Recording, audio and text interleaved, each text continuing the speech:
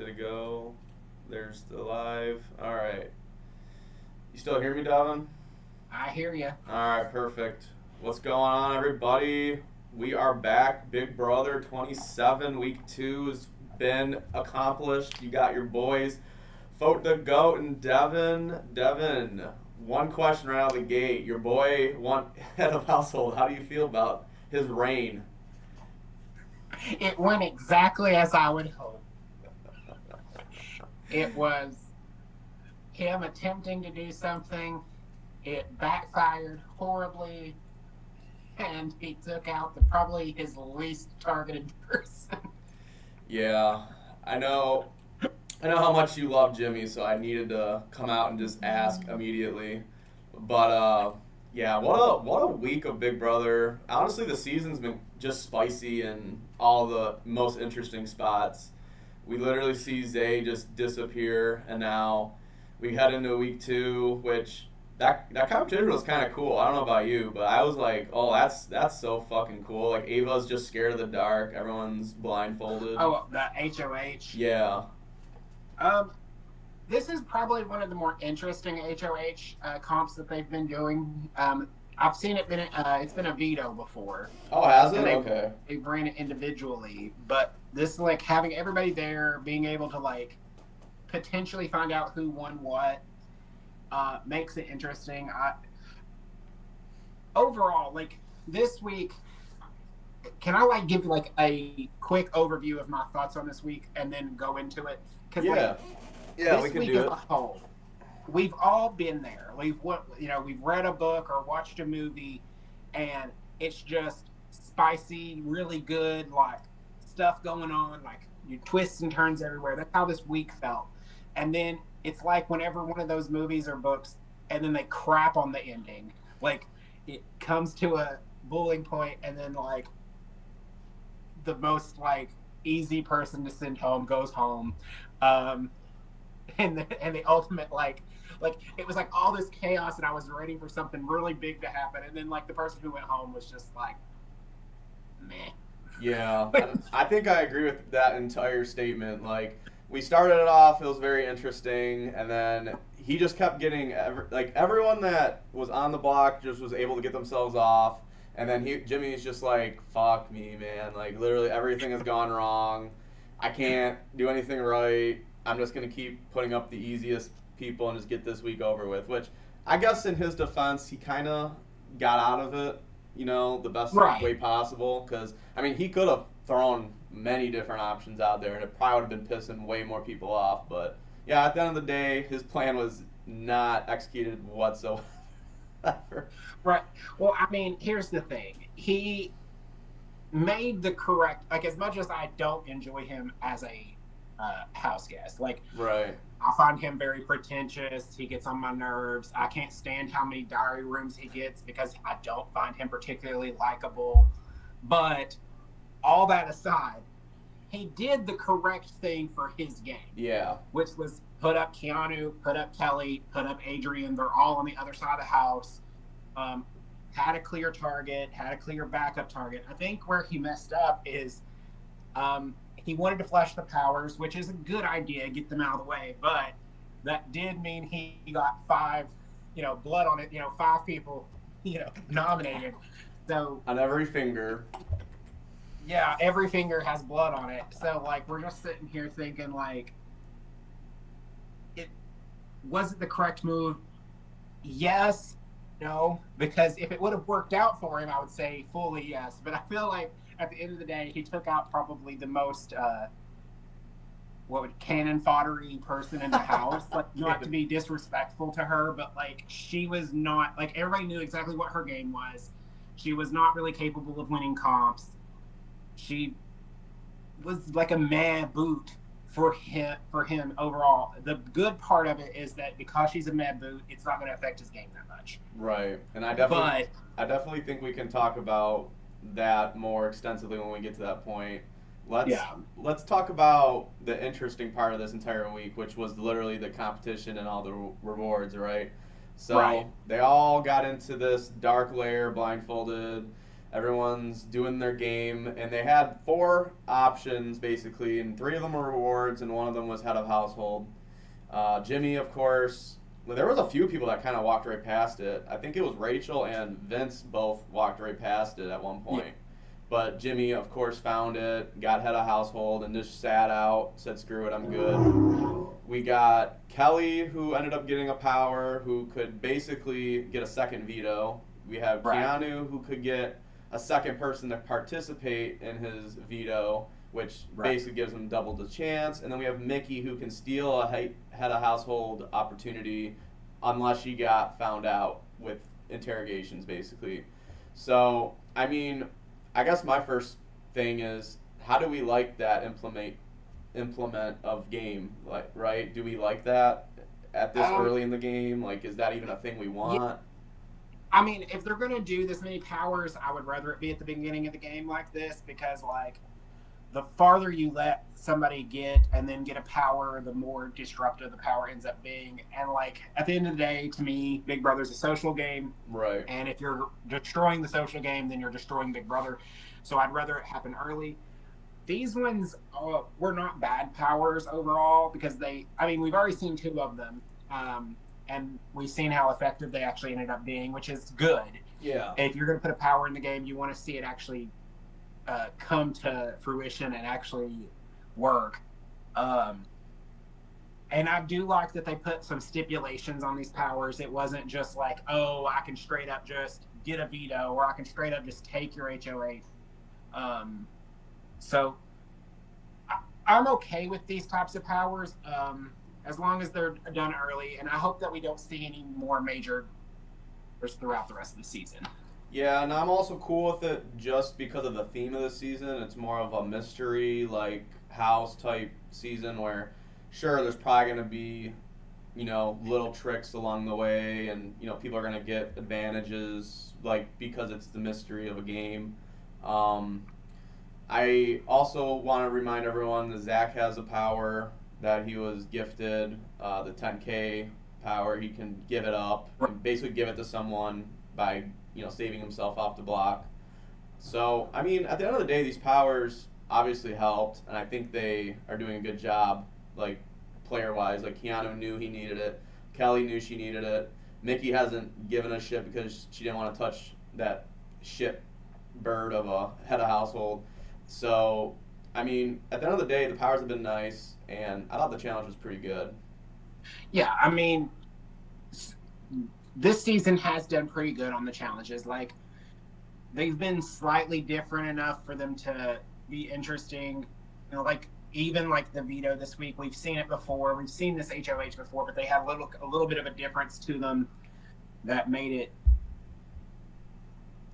different enough that I wasn't bored. Yeah. Yeah, so I guess we'll just run into the noms because that kind of was a majority of that first episode. Jimmy was trying to figure out who to put up. He wants to not get as much blood on his hands. Of course, he hates Keanu, so that's going to be his main target. And, they lied to each other the entire time. Keanu comes up, basically is like, listen, I want to work with you, but I just don't know why you keep throwing my name out. Jimmy's like, I hear my name coming out of your mouth.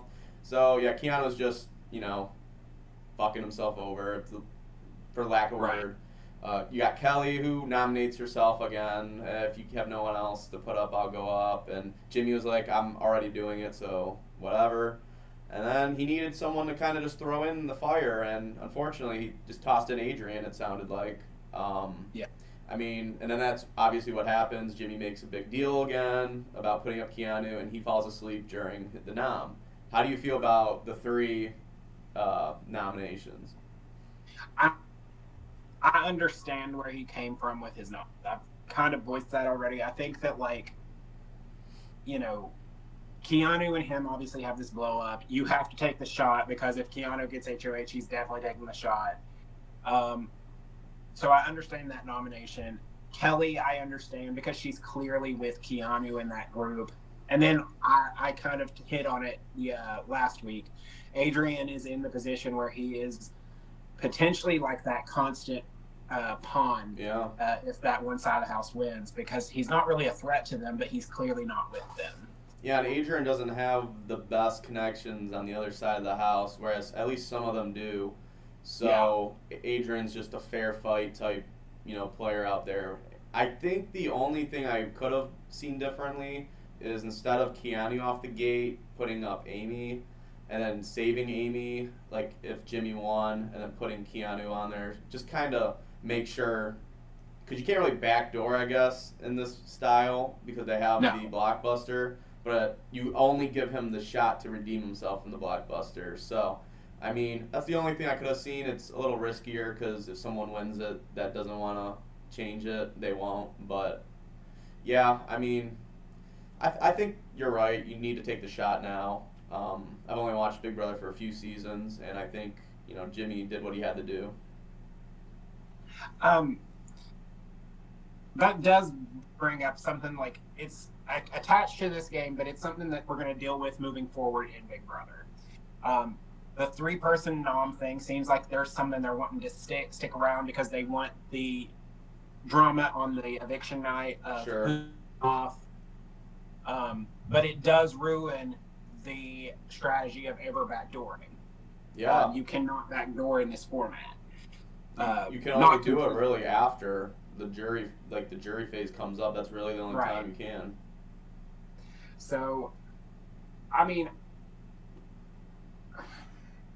what are we wanting to talk about exactly? Because I have thoughts, but I want to make sure that whenever I give them, they're like in context what we're actually talking about. Yeah, we're gonna pretty much go into the veto portion of the episode because we got through the noms and Keanu has his blow up with Rachel. I don't think there's many big points between that unless you want to touch on something. Well, I do want to touch on Keanu. Okay. Because, I really enjoy Keanu as a house guest. But the way I feel about Keanu as a house guest, I have a comparison for it, and I just want to throw it out there and see what you think. I have feelings towards Keanu as a house guest similar to the way I have feelings about Adam Sandler as an actor. Sometimes Adam Sandler gives us movies like Big Daddy and Happy Gilmore, where they are some of the funniest movies. And then sometimes he gives us Jack and Jill and Click, which are arguably top 10 worst movies of all time to me. So, Keanu as a house guest, super entertaining, super funny. Him as a player, he keeps making mistakes after mistake. And I'm just like, please pull yourself together.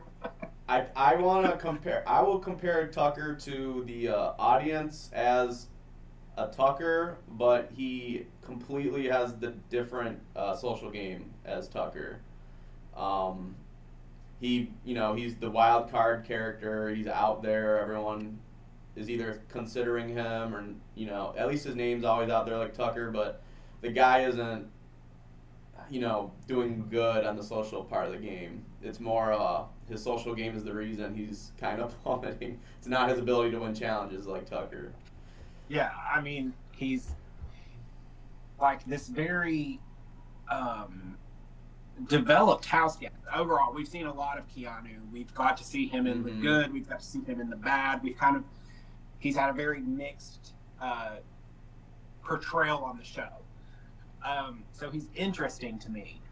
I just really wish that he would kind of zip it a little bit because I feel like every time he starts to get footing, he opens his mouth and pisses someone off, and the next thing we know, he's right back up to being target numero uno, no other target besides Keanu. And really, the only way to utilize a player like that is just to make him your shield at that point, which I really think Rachel needs to take into consideration going forward. Personally.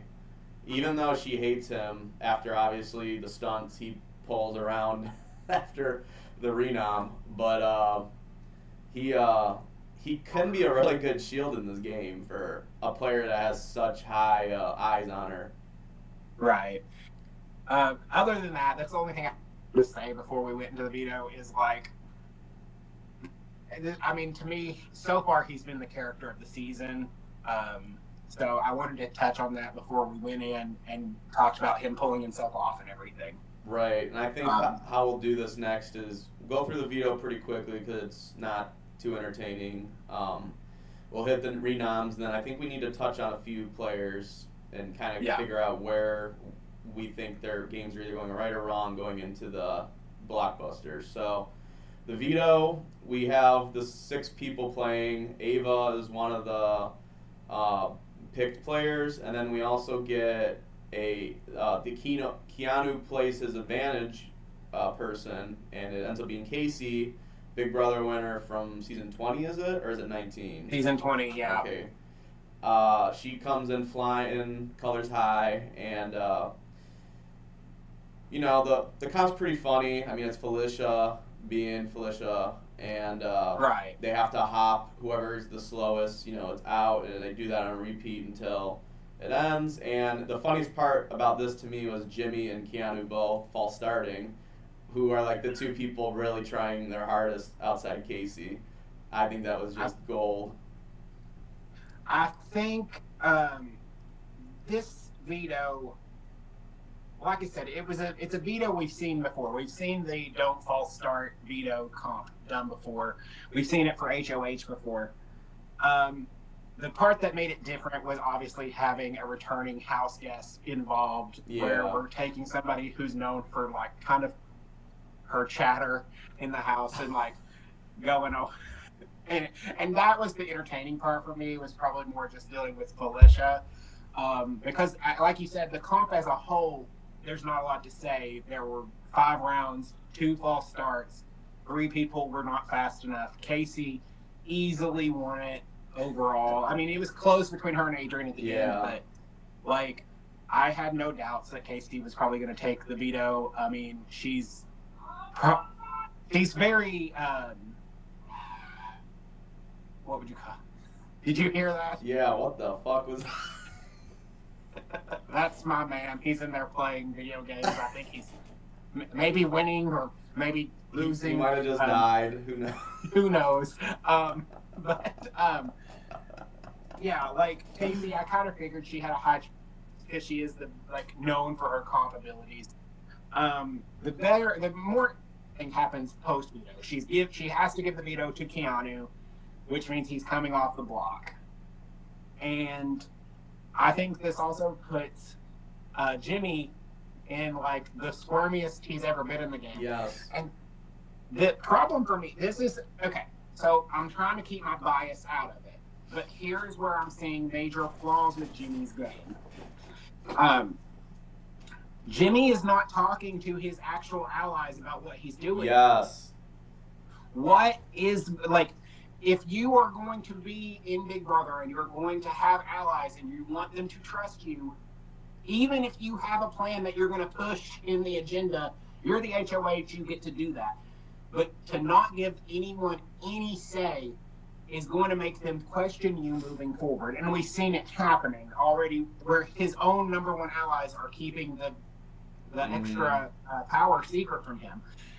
And it's, I think that the example is of Mickey and Morgan kind of being like, what the fuck you just put up, and it's Amy, ends up being Amy. They're like, what the fuck, you know what I mean? You didn't tell us anything. Why? Yeah, I think that it's also one of those things where, hang on, Jimmy came into his HOH arrogant, cocky, like, talking, ready to go, I'm gonna do this, I'm gonna do that.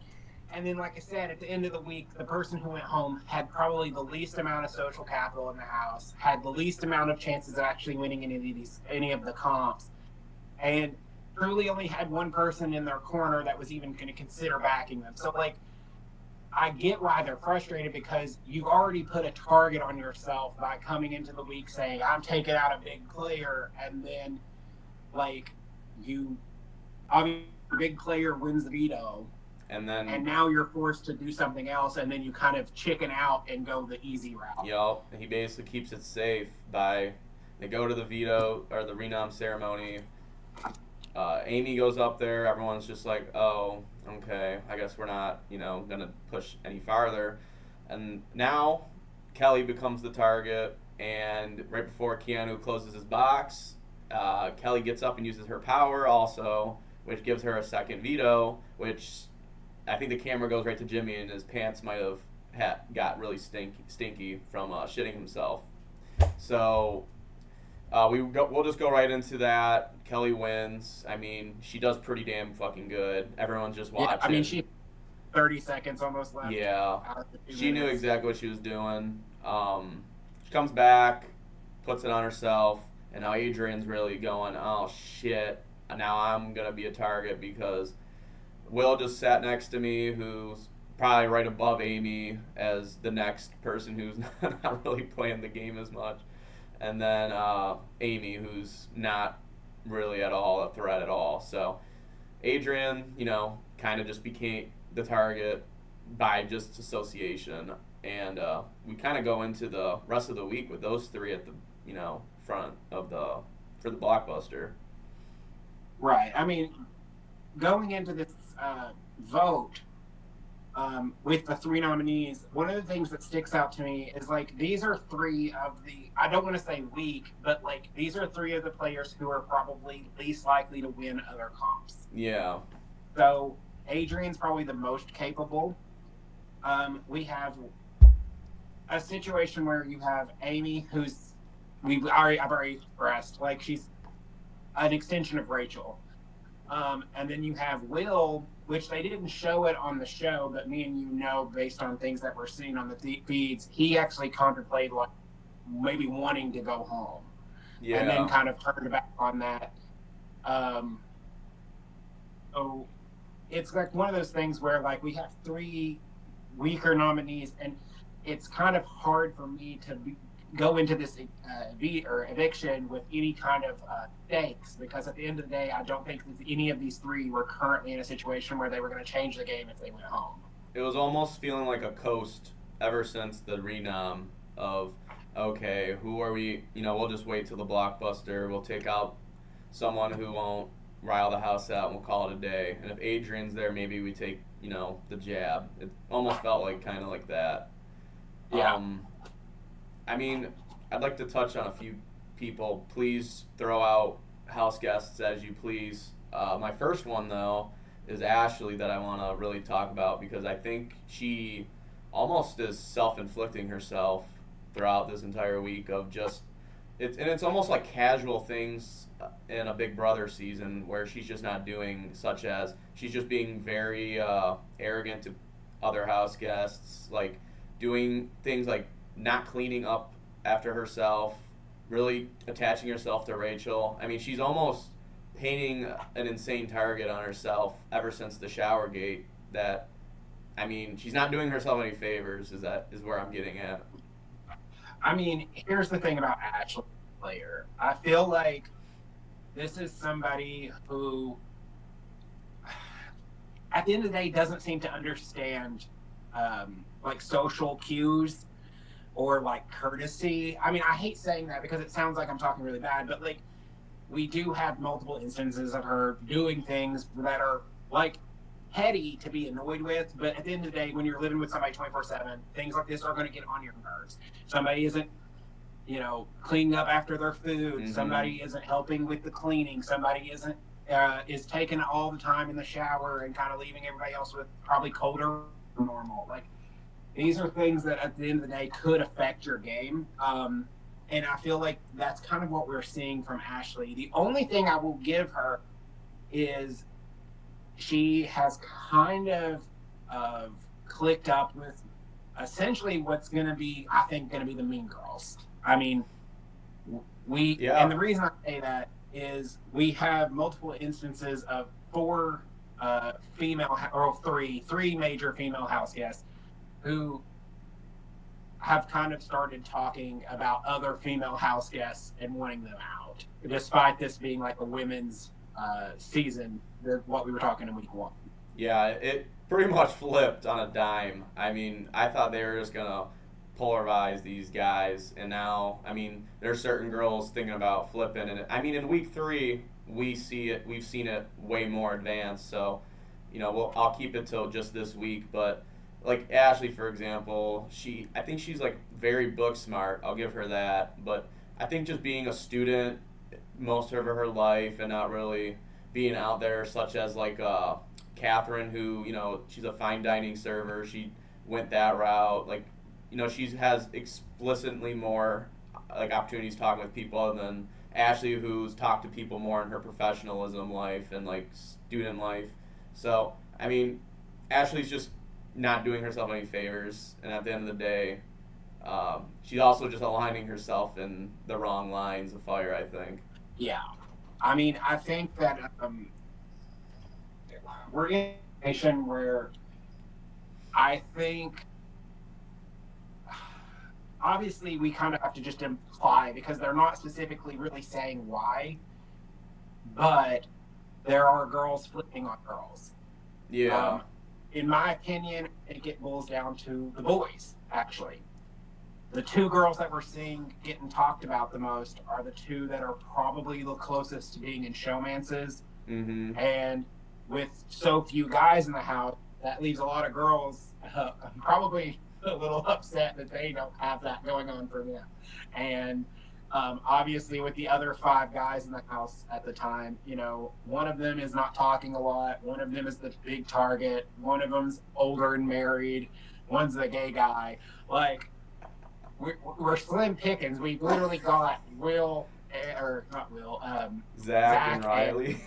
Riley as our 2, males because we voted out one of the men that could be a showmancy type person. And I think the girls are getting a little bitter towards each other, in my opinion. That's what I think is happening. I think that that's where it's stemming from. And now we have a group of girls who have kind of came together and think that Lauren and Catherine need to go. And I get the wanting to break up showmances. I think if you're going to try to have a girls' alliance and keep it somewhat strong, your smarter move is to say we need to take out Zach and Riley, our own allies.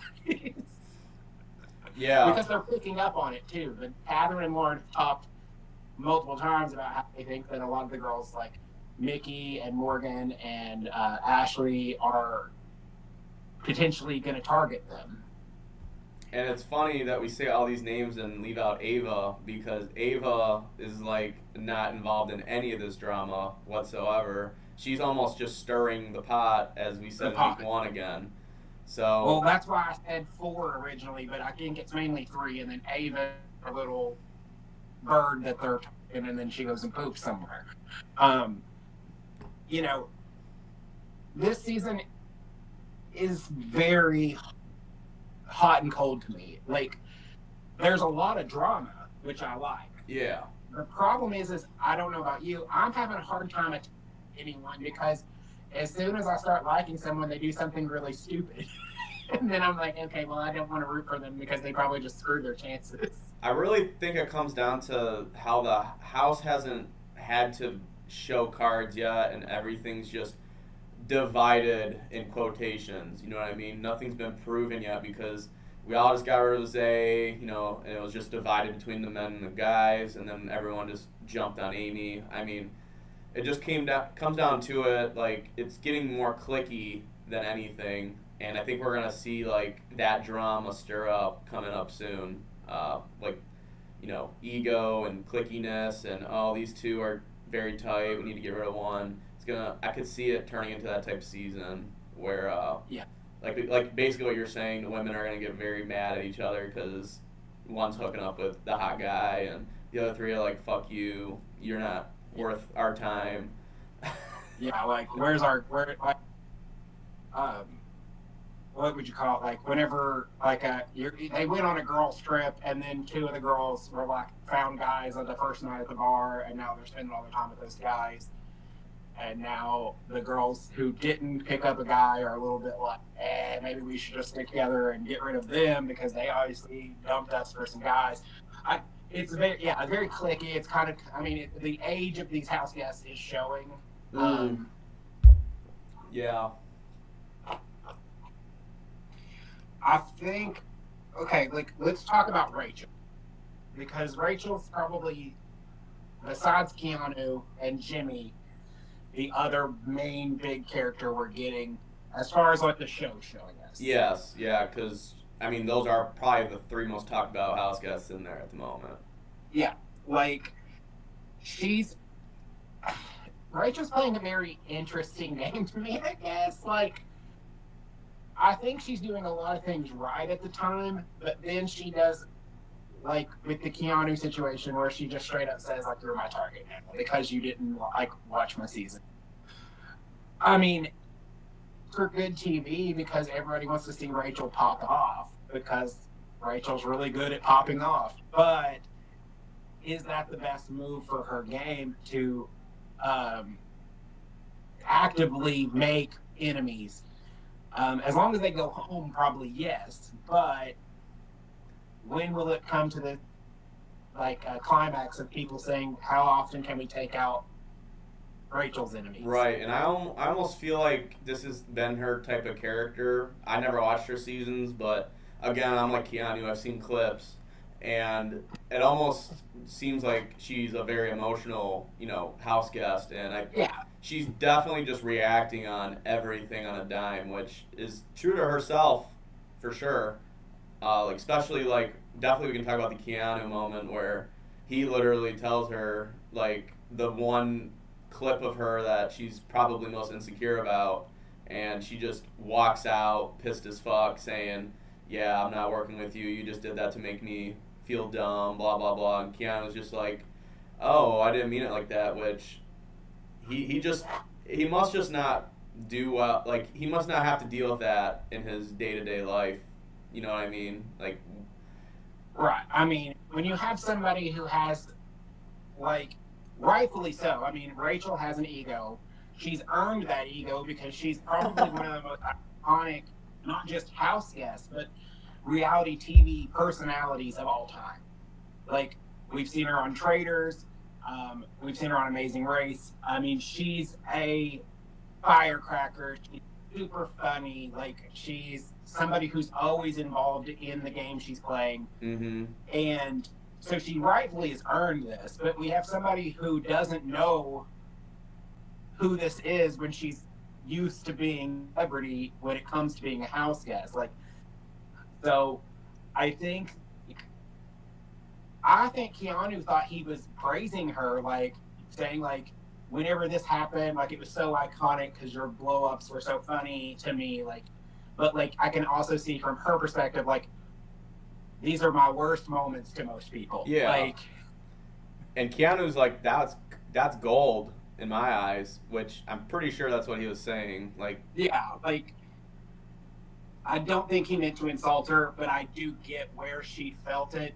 Especially whenever if you watch the highlight reel, I mean, I'm sure you've not watched Big Brother as I have, but floaters grab a life vest. Yeah.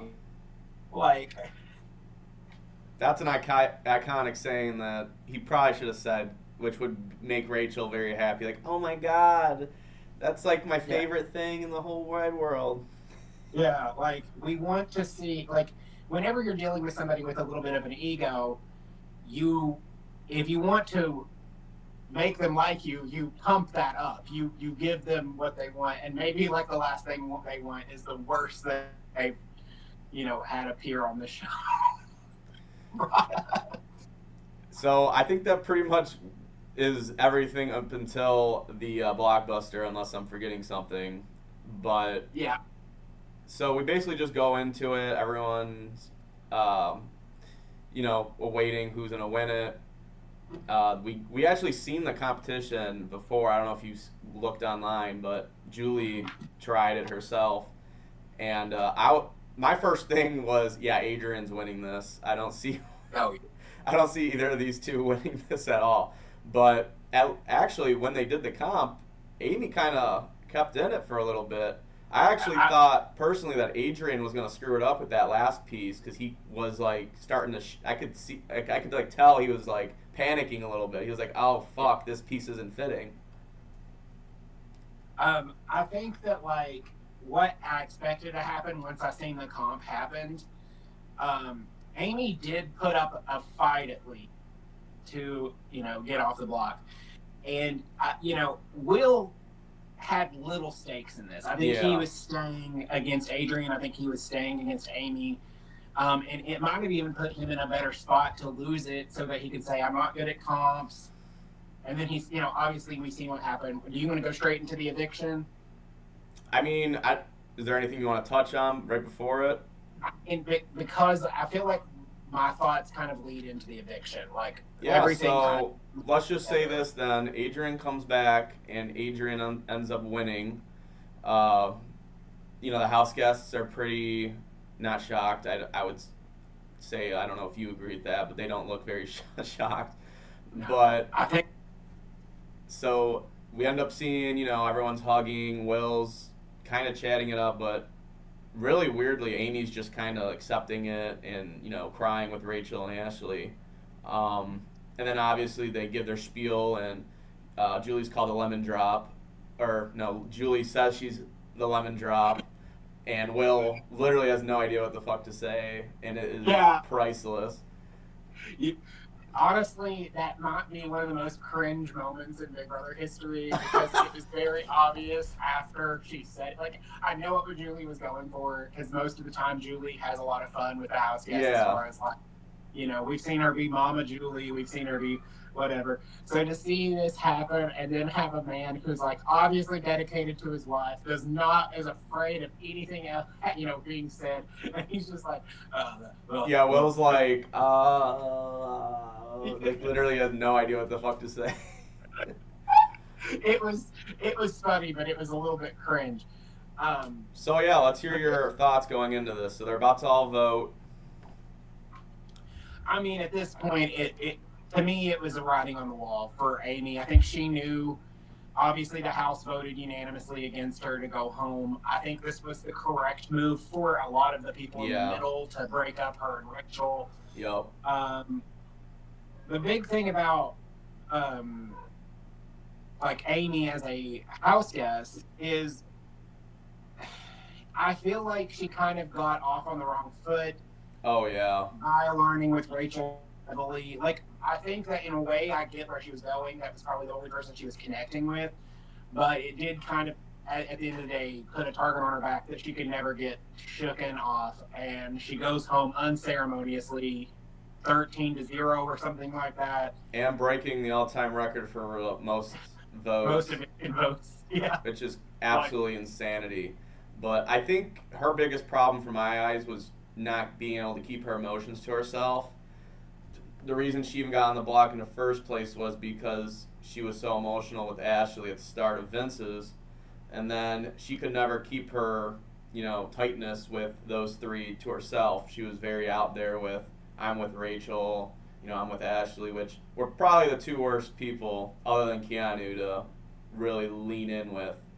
So yeah, we're in a situation with this group where I feel like targets are popping up everywhere. Just off the top of my head, I know that I've seen people talk about wanting Catherine out, people want Lauren out, people want Keanu out, people want Vince out, people want Jimmy out. There's a lot of people who are like talking about a lot of different people. So like it's really just going to depend on who gets the HOH. But I do feel like the targets are pretty clear. Right. Even if they are different per person. Yeah, and then we end up obviously seeing 13-0. Will's not surprised at all. Amy walks out calling Jimmy a snake, and that's pretty much the end of, head of household number 2. Yeah. So I have a question for you. Let's hear it. Okay, so we've had 2 head households. We've had Vince and Jimmy. Both of them kind of had their main targets stay, and then they kind of had floppy HOHs. And what's funny to me, I want your opinion on it. Like, do you think that you enjoy watching people attempt to make big moves and then have, like, the most mediocre house guests go home? I think it's just irony and funny all in one. Like, Vince was so ready to, tackle this person and then just didn't happen. And then you got Jimmy's bullshit of an HOH who almost also broke a fucking record. Most nominees. Like it, 5 nominees 1 week. it is just funny. Like I really did enjoy like watching squirm. I like watching people squirm, especially early on, because this is it's big moments right now. Like if you screw up bad, like you're probably screwed going long term. So people are trying to either stay low or stay in the high spot with a group, and it's just funny watching like Jimmy, for example, just ultimately mess everything up and he was you could just tell he was defeated, and that's just hilarious to me. Like watching someone just completely fold their cards. Do you know what this season is giving to me so far? I'll say so far because obviously things. But as of right now, do you know what I would like? What season of Survivor it's giving to me? Oh, I almost want to say. I think it's ironic. It's ironic. I'll say like that. Gabon. Yeah, I feel like it's giving Gabon, and it's because Gabon's super entertaining, but we're not seeing like the best gameplay ever. Like, I think Gabon's an underrated season because I think there's a lot of actual drama in Gabon. Right. But like, is it good gameplay for the most part? No. So I do think that there's a chance we see a more like a Bob-like winner, where it's somebody who kind of stayed out of the drama, won when they needed to. Probably goes to the end and gets the votes in the ire of who they're against because the other person's just funny not enough, Gabon is one of my favorite seasons because of the entertainment value of drama and just chaoticness. And like that's what I look for in a season. Like yeah, as a viewer, yeah. Like sure, I'm fine with gameplay and I very much love it and respect it, but you don't get just chaotic seasons every season. You get them very they're like they don't cast just to create train wrecks. They cast for the game, and sometimes cast just train wreck their entire season, and it's just very entertaining. yeah, I feel like so far that's what we've gotten with these two HOHs. They came onto the train. They said, "This is what I'm doing. We're turning right," and then as soon as we got to the turn, they turned left and went right over the cliff. They're like, "Oh, Rachel's in the house."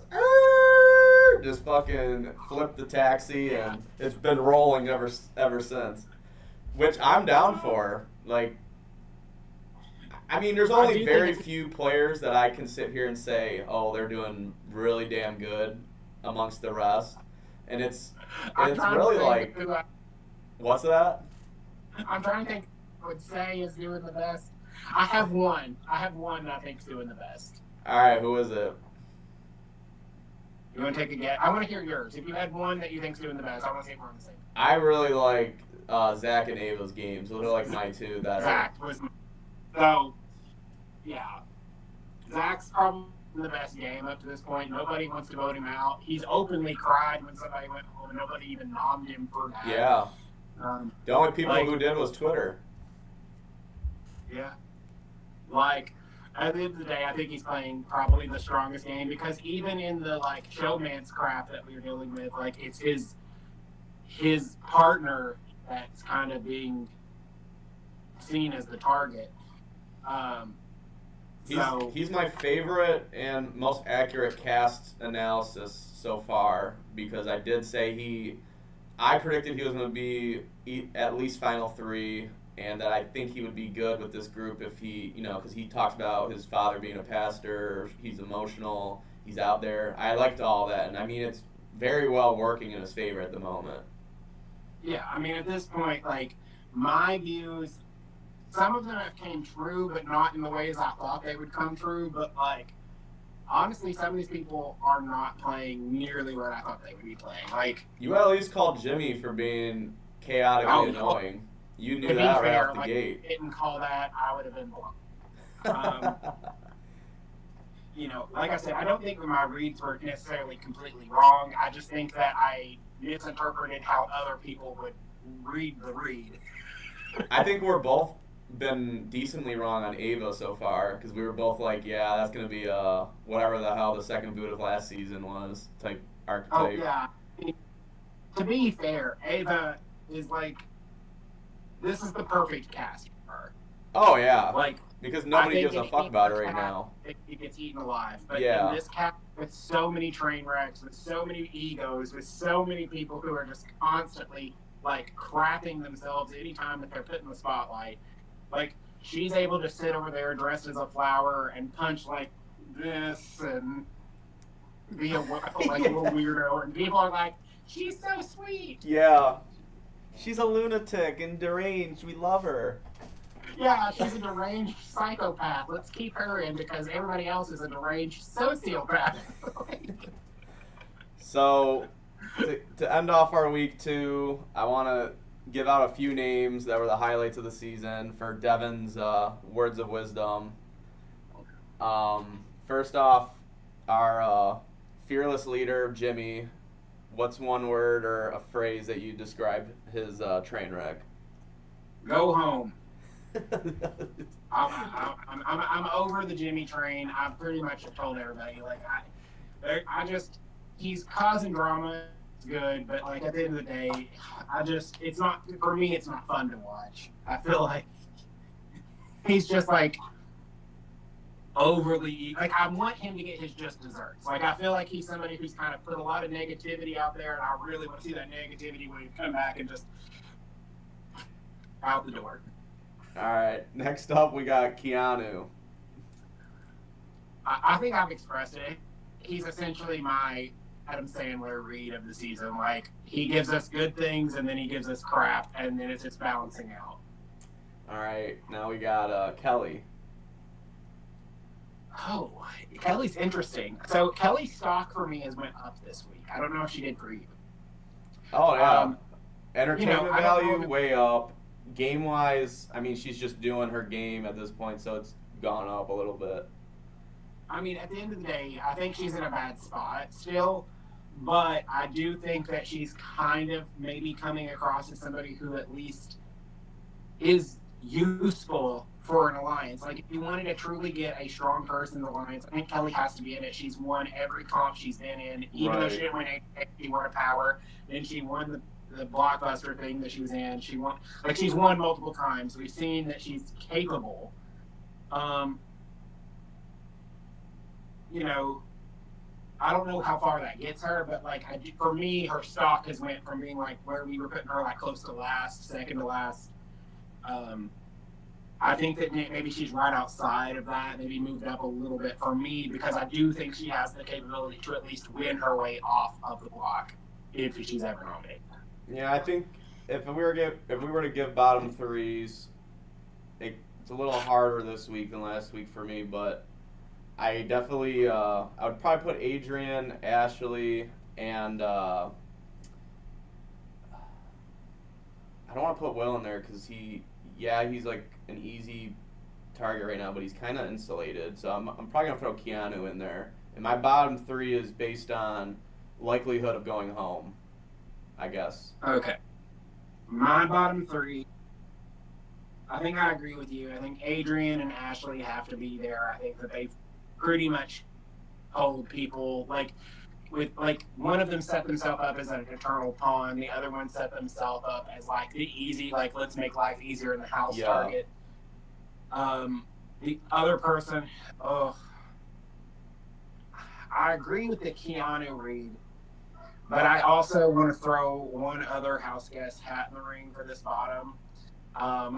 Ironically, I'm throwing out Jimmy. I think this was a provincial, terrible HOH reign. Like, he came across arrogant to his own allies. He bloodied his hands with 5 different nominations.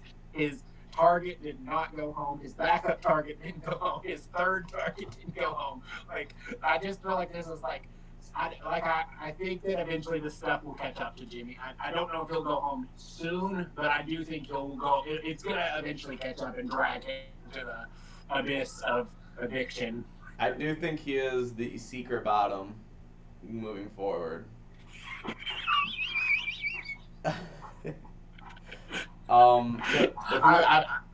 What's that? I have to put him down there just because of, like, to me, this is one of the most, like, the only other HOH on my head that was this bad was Caitlin Herman's. And I don't know who that is. Well, she was TB20, and she had just ass. she had a really bad head of household raid. Like, it was funny. It had a lot, like, similar to this one. Like, there was a lot of good moments, but at the end of the day, the only thing is I think she actually took out a major target. Like, she took out a major player, but it was somebody who was probably aligned with her. It's the problem. Like, while this one, he takes out somebody who's not that aligned with him and not a big target, but he just smears poo across the screen for the whole week with all his nonsense. So, yeah, that's pretty much week 2, I would say. We can talk very shortly about week 3. I mean, I guess to all the spoiler nation, we'll see it tonight, but again, spoilers. Let's give them, yeah, spoilers. Get back off the screen.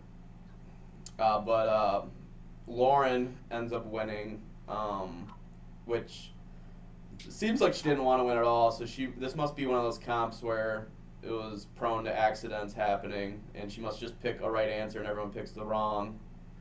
I'm excited to see it. I don't know about you, but well, this is the thing. Last week I talked about how I think her and Catherine needed to stay low and just not do anything. And now I kind of have the opposite feeling. I feel like with all of the people who have kind of started saying like they want to nom them, this was probably, like, even if she didn't mean to do it, this is probably actually a good for her game, because she can at least, like, if she can figure it out, she can take out somebody who might nom her, or appease them by taking out somebody who they want to see go home. She needs to realize that there are people that have been, plotting her and Catherine, and it's because she can't see it very well because obviously lines haven't been drawn 100% yet. But she needs to, use this to kind of show those lines in a sense of, hey, these people are trying to attack these people. Let's, see how the cards go type household, I think. That's what she needs to do. Yeah, I mean, I think we know who won veto, right? Yeah, we know who's the noms. We know who the veto winner is. I don't think we know who the renom is. Well, I just say, like, from it, obviously this is from an outside looking in. She doesn't know enough to know to do this. Well, who do you think, knowing all that we know, who should be her renom? I think it should be Mickey personally. Yes, it should be Mickey because she has the power and she's talking. So it's going to come down to, can she figure that out? If she renoms Mickey and can get Mickey out, her and Catherine are way set back. Absolutely, because Morgan's not going to be able to do it on her own. I don't think that's going to happen. Yup. But yeah, I think that's a successful week 2. We'll be back for week 3 on the Big Brother 27 GOAT podcast. Thank you, Devin, for being with us again. I'm excited to watch this possible train wreck continue, or we're going to see Lauren do some crazy shit. Any last words? Yeah. Catch y'all next week. All right. We'll catch everybody next week.